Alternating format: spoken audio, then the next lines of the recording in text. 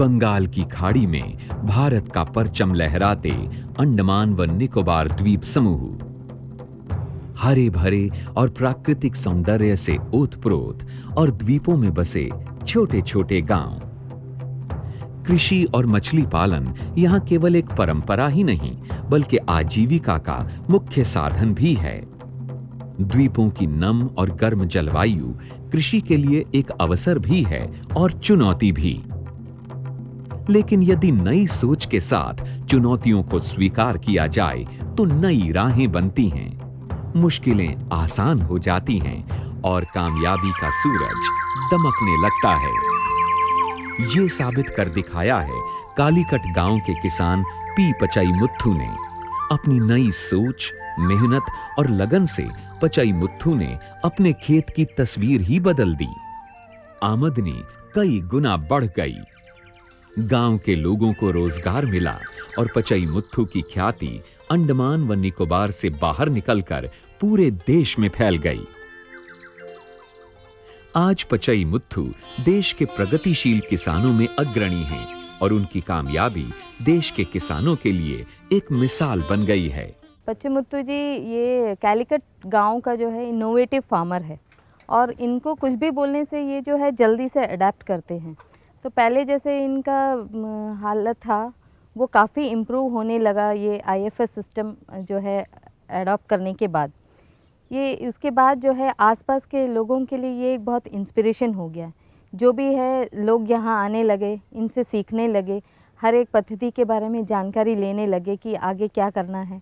इसके बाद जो है एक आसपास के जो गांव में भी जो है इसके थ्रू जो है बहुत उन्नति होने लगी। कुछ वर्ष पहले तक पचाई मुत्थु भी गांव के आम किसानों की ही तरह खेती करते थे।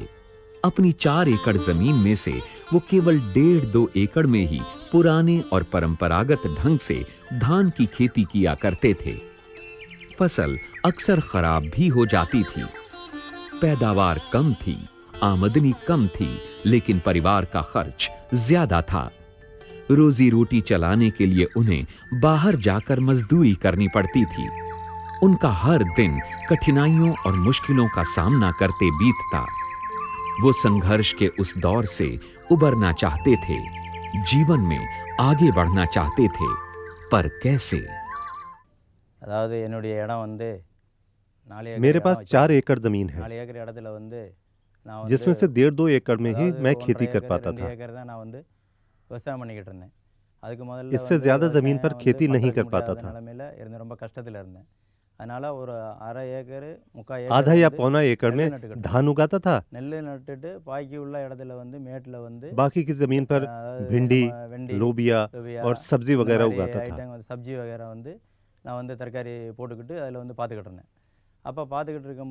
इतना सब करने पर भी परिवार का खर्च चलाना मुश्किल था।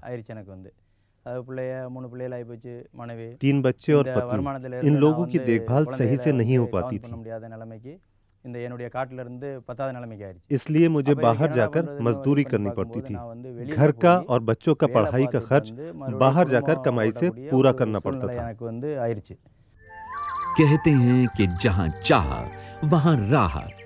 निराशा के ऐसे ही क्षणों में एक दिन वो दिल बहलाने के लिए टीवी देख रहे थे। तभी अचानक एक चैनल पर उन्होंने एक कृषि विशेषज्ञ को समेकित कृषि प्रणाली यानी आईएफएस के बारे में बताते हुए सुना। उन्हें लगा कि ये उनकी समस्याओं का समाधान है। वो भी अपने खेतों पर समेकित कृषि प्रणाली को अपना सकते हैं।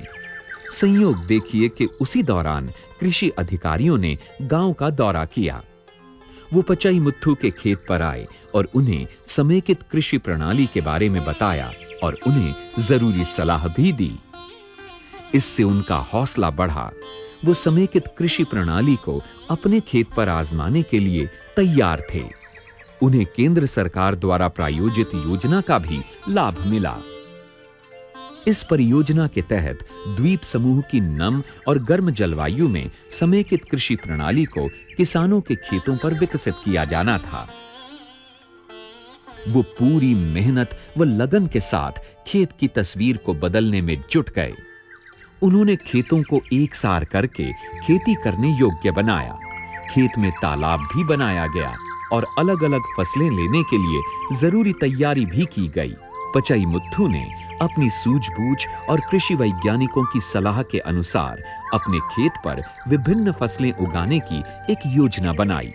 लक्ष्य ये था कि मौसम के अनुसार वर्ष भर फसलें तैयार होती रहें, जिनसे लगातार आमदनी मिलती रहे। लगभग आधे हेक्टेयर खेत में नारियल के पौधे लगाए गए।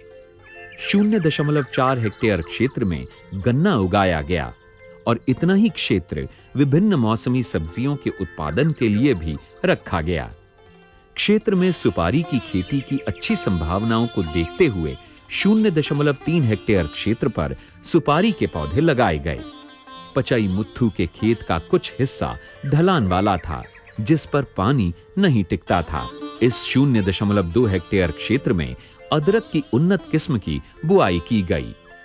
फलों से बेहतर आमदनी की संभावना को भुनाने के लिए आम, चीकू और पपीते के पौधे लगाए गए। मसालों में काली मिर्च और दालचीनी को चुना गया, क्योंकि यहाँ की जलवायु इसके अनुकूल है और इसे अलग से खेत की जरूरत भी नहीं है। काली मिर्च की बेलों को नारियल और सुपारी के वृक्षों पर चढ़ा दिया गया। आसपास के क्षेत्रों में फूलों की मांग बढ़ने और अच्छे बाजार को देखते हुए पचई मुत्थु ने फूलों की खेती भी शुरू कर दी। साथ ही एक कम लागत वाला ग्रीन हाउस भी बनाया गया, ताकि उपज की गुणवत्ता बढ़े और बाजार में अच्छी कीमत भी मिल सके। पचई मुत्थु जानते थे कि समेकित कृषि प्रणाली में आमदनी को बढ़ाने के लिए फसलों के अलावा कुछ अन्य उद्यमों को भी अपनाना होगा। खेत में ही बने तालाब पर मछली पालन शुरू किया गया और पास ही मुर्गी पालन के लिए बाड़ा भी बनाया गया। इसका एक फायदा यह हुआ कि मुर्गियों की बीट को बड़ी आसानी के साथ तालाब में डाल दिया गया। इससे मछलियों का उत्पादन बढ़ा और बीट को ठिकाने लगाने की समस्या भी खत्म हो गई। दूसरी ओर बकरी पालन भी शुरू किया गया। विभिन्न फसलों के बचे खुचे अवशेषों को बकरी के चारे की तरह इस्तेमाल किया गया। इससे बकरियों को अच्छा आहार मिला और लागत भी कम हो गई। इसी तरह खेत पर ही पाले गए मवेशियों को भी फसलों के बचे खुचे अवशेष चारे की तरह दिए गए। अगर एक ही जमीन पर 2-3 चीजों को किया जाए तो फायदा होता है। जैसे नारियल और सुपारी के पेड़ों पर मसाले उगाए जा सकते हैं और बीज की जगह में फूलों की खेती की जा सकती है। मेड़ पल्ला नाली यानी बीबीएफ तकनीक से धान और मछली पालन साथ साथ किया जा सकता है और ऊंची जगहों पर भिंडी और लोबिया उगाया जा सकता है।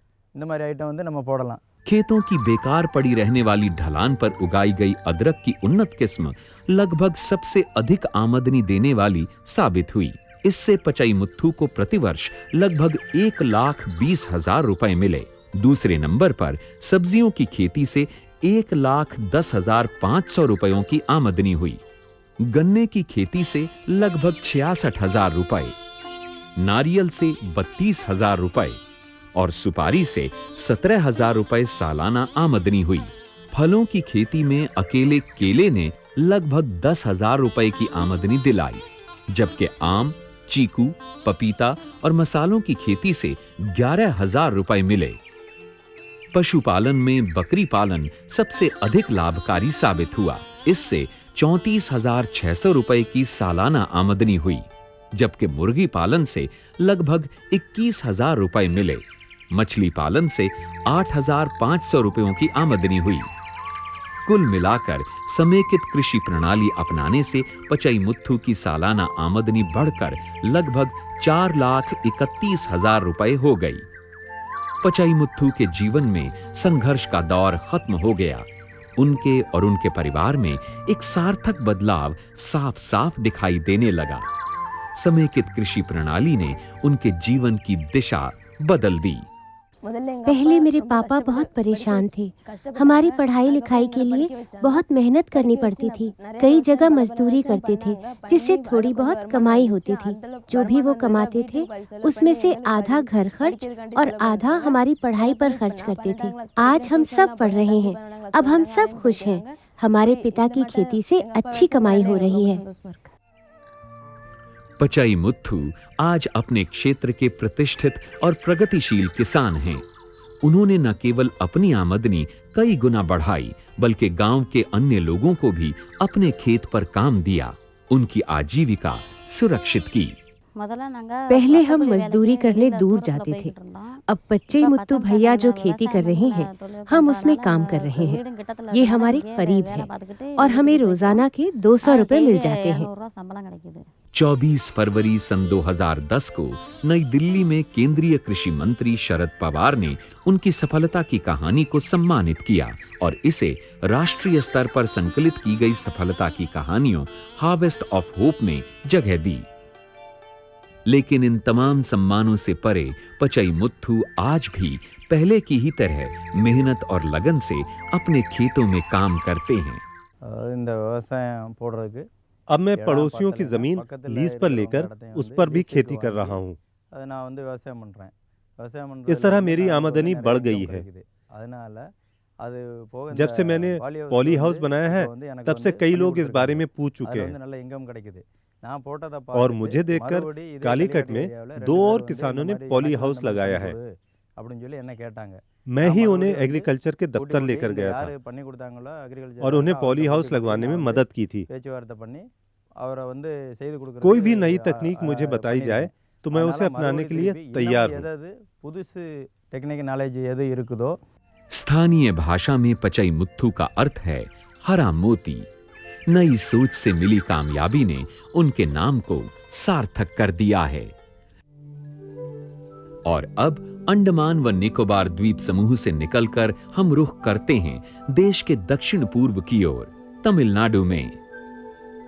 पूर्व की ओर बंगाल की खाड़ी और दक्षिण में हिलोरे मारता हिंद महासागर। जलवायु, भूमि और प्रकृति के अनुसार राज्य में 2 क्षेत्र स्पष्ट दिखाई देते हैं, पूर्वी सागर तटीय क्षेत्र और उत्तर पश्चिम में पर्वतीय क्षेत्र।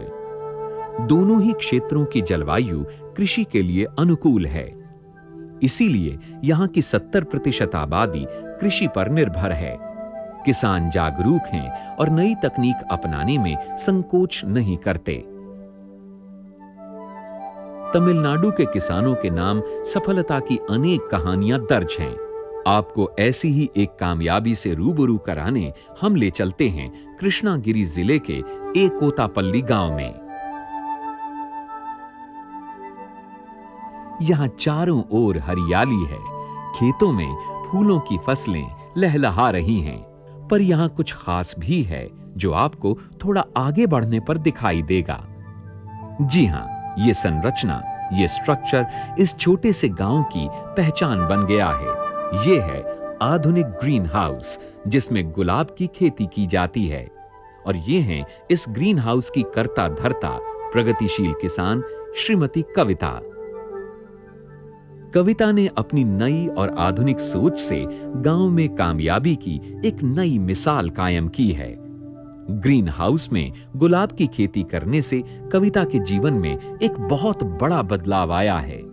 बढ़ी हुई आमदनी ने उनके जीवन स्तर में सुधार किया है और ये सब कुछ अपने हाथों से कर दिखाने के कारण उनके चेहरे पर आत्मविश्वास की एक अनोखी आभा और चमक दिखाई देने लगी है। लेकिन कुछ समय पहले तक कविता के जीवन में संघर्ष था। परिवार के जीवन यापन के लिए वो अपने पति के साथ मिलकर खेती किया करती थीं। रागी जैसी फसलें उगाती थीं, परंतु पुरानी तकनीकों और अक्सर पड़ने वाली मौसम की मार के कारण गुजारे लायक आमदनी कर पाना भी उनके लिए कठिन था। उनके मन में खेती में कुछ नया करने और अपनी आमदनी को बढ़ाने की चाह जोर मार रही थी। कविता ने अनाज वाली फसलों की जगह मौसमी सब्जियों की खेती शुरू कर दी, नई तकनीकें अपनाई। इससे आमदनी तो बढ़ी ही, साथ ही उनके जीवन स्तर में कुछ सुधार हुआ। लेकिन यह संतोषजनक और पर्याप्त नहीं था। आगे बढ़कर ऊपर उठने की चाह ने कविता को फूलों की खेती की ओर मोड़ दिया। पहले हम रागी जैसी फसलों की खेती करते थे। घर चलाना बहुत मुश्किल हो गया था। तरकारी भी उगाई, उसमें भी काफी नुकसान हुआ। किसी चीज में कमाई नहीं होती थी। साइकिल से इधर उधर आते जाते थे। हॉर्टिकल्चर ऑफिसर ने सलाह दी कि हमें खुले में गुलाब की, गुलदाउदी के फूलों की खेती करनी चाहिए। इससे हमें फायदा होगा। हमने उनकी सलाह पर खुले में गुलाब और दूसरे फूल उगाए, लेकिन खास फायदा नहीं हुआ। हम अपने बच्चों को स्कूल भेजना चाहते थे, पर हम कुछ नहीं कर पा रहे थे। उन्होंने खेतों में मेहनत की, तैयारी की और गुलाब की खेती करने लगी। वो अपनी पूरी मेहनत और लगन के साथ गुलाब की खेती किया करती थीं, परंतु खुले आसमान के नीचे मौसम के कहर को झेलते हुए गुलाब के नाजुक फूल कभी मुरझा जाते थे, तो कभी उनकी क्वालिटी इतनी खराब हो जाती थी कि बाजार में ठीक ठाक दाम मिलना भी मुश्किल हो जाता।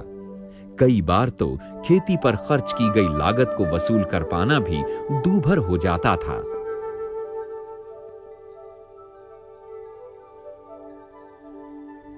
कविता के मन में गुलाब की खेती को एक नया रूप देने की पुरजोर तमन्ना थी। वो मौसम के कहर से फूलों को बचाना चाहती थीं, पर उन्हें कोई रास्ता नहीं सूझ रहा था। तभी राष्ट्रीय बागवानी मिशन की एक योजना ने उनकी आशाओं को पंख लगा दिए।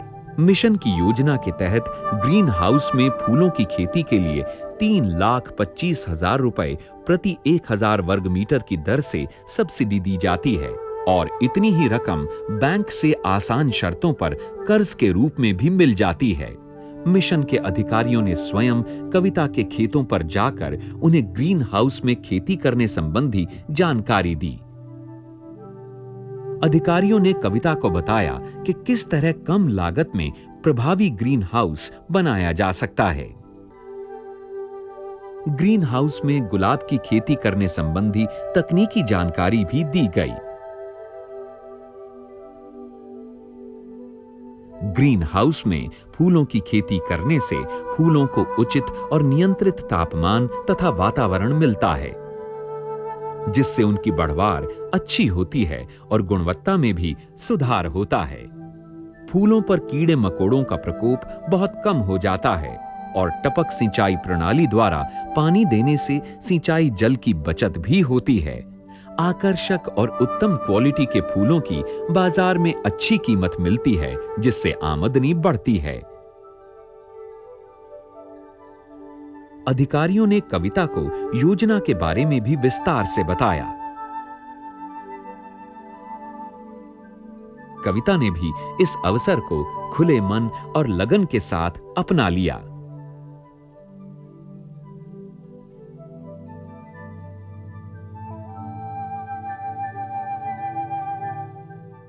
हॉर्टिकल्चर ऑफिसर ने बताया कि 3.25 लाख रुपए की सब्सिडी मिलेगी और 3.25 लाख रुपए बैंक से लोन लेकर आप ग्रीन हाउस बनाइए, उससे आपको फायदा होगा। हमें 3.25 लाख रुपए की सब्सिडी मिली और 3.25 लाख रुपए बैंक से लोन मिला। उस पैसे से हमने ग्रीन हाउस बनाया और गुलाब की खेती की। इसमें अच्छी फसल हुई और हमें रेट भी अच्छा मिला। उससे हमारी आमदनी लगभग 30,000 रुपए महीना हो गई। उस कमाई से बच्चों को स्कूल में पढ़ाया, घर बनाया और 3 साल में बैंक का लोन भी चुका दिया। अब सब ठीक है। ग्रीन हाउस के नियंत्रित वातावरण से प्राप्त फूलों की गुणवत्ता निर्यात क्वालिटी की पाई गई।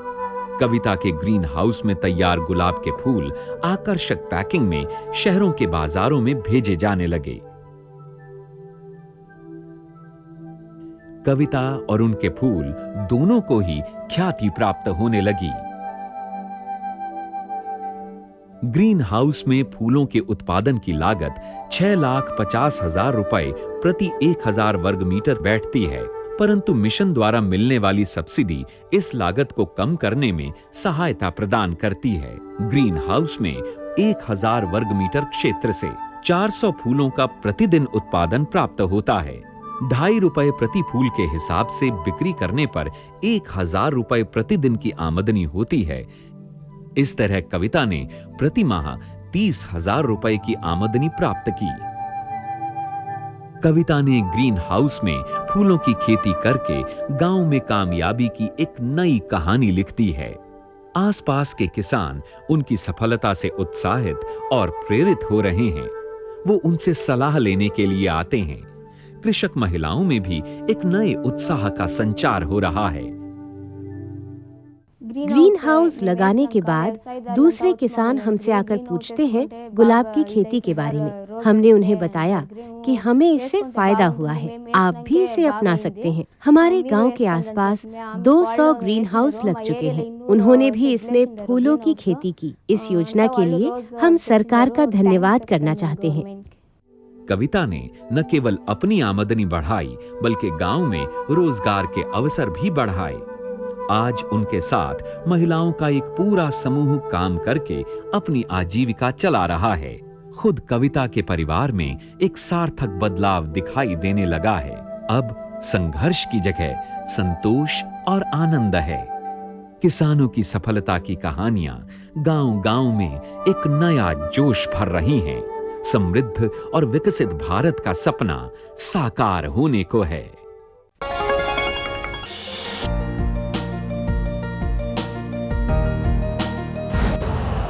यूरिया का स्वदेशी उत्पादन 70 लाख टन बढ़ाने के लिए 6 उर्वरक संयंत्रों का उद्धार किया जा रहा है। FCIL के गोरखपुर, सिंदरी, तलचर और रामागुंडम संयंत्र, HFCL की बरौनी इकाई और BVFCL की नामरू फोर्थ। सोने पर सुहागा ये है कि देश में अब बनेगा सिर्फ नीम लेपित यूरिया, क्योंकि इससे होगा किसानों का फायदा ही फायदा। अनाज का उत्पादन 10% तक बढ़ेगा। बढ़ेगी 10 से 15% नाइट्रोजन क्षमता।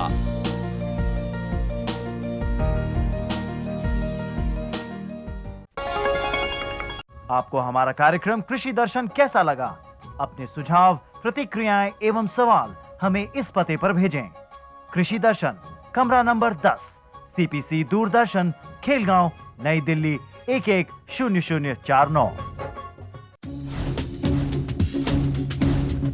जुड़िए हमारे साथ ट्विटर पर twitter.com/कृषिदर्शन-dd, फेसबुक पर facebook.com/कृषिदर्शन-dd और देखिए कृषि दर्शन अब YouTube पर भी youtube.com/user/कृषिदर्शन-dd। भेजें हमें मेल कृषिदर्शन-dd@gmail.com पर।